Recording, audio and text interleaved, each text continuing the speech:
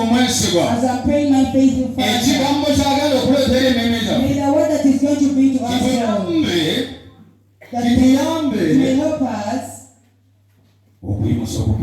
to raise up our faith. The Holy Spirit, Father, I want to thank you. You've been faithful this morning. Up to now, dear. It's unpreventable. You've done your work, my friend. That's why I welcome you to this crowd. May you plow our hearts. May this word that you brought to us, may it be living. Amen.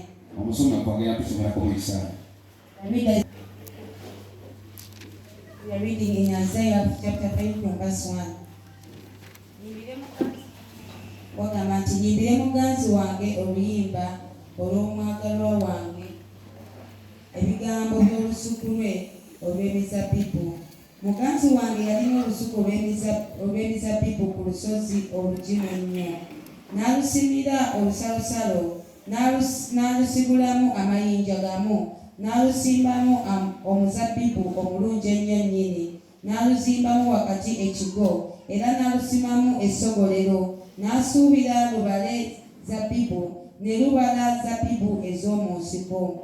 Olwokusatu, kale nno mmwe abatuula mu Yerusaalemi nammwe abasajja ba Yuda, mutusalire omusango mbeegayiridde, nze olusuku lwange olw'emizabbibu. Olwokuna, nandiyinzizza kukola ki nate olusuku lwange olw'emizabbibu kye nalema okukola? Bwe nnaasuubira lubala zabbibu ekyalubaza zabbibu ez'omu nsiko kiki?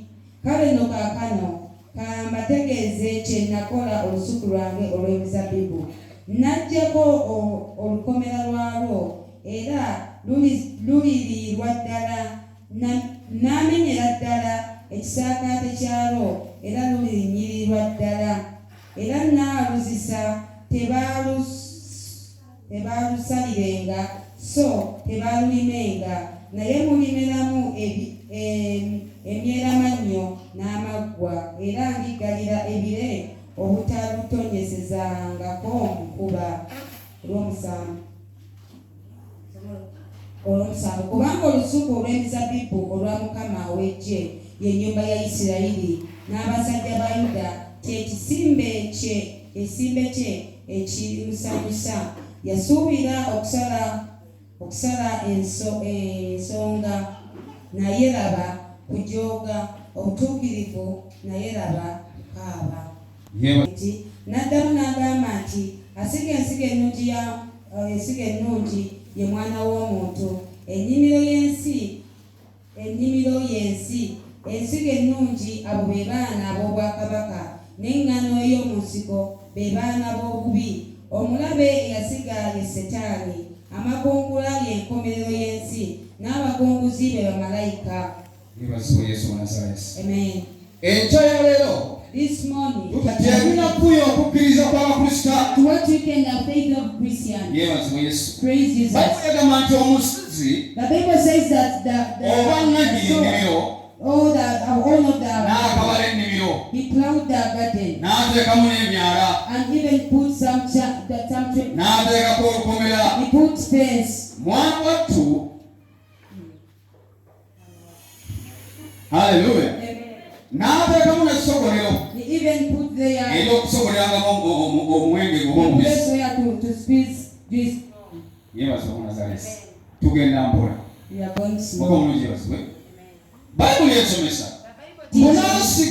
that if we sowed a good seed, the Bible shows us that the good seed, the children of the kingdom. Amen. Bible yasomesa bw'abanga yasiga ensigo ennungi n'ebaamu ensigo embi kyebiyita omuzabbibu ogw'omu nsiko, nannyini nnimiro n'anyiiga. Yeebazibwa Omunnazaaleesi. Lwaki nannyini nnimiro anyiiga? kubanga yalina essuubi, because he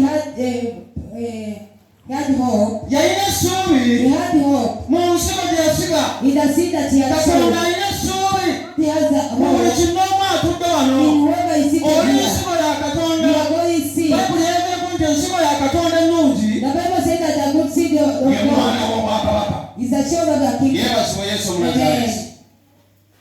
Bayibuli etusomesa The Bible teaches us nti kiki that what ekyaleeta olusuku brought that okubala emisabbibu ez'omu nsiko.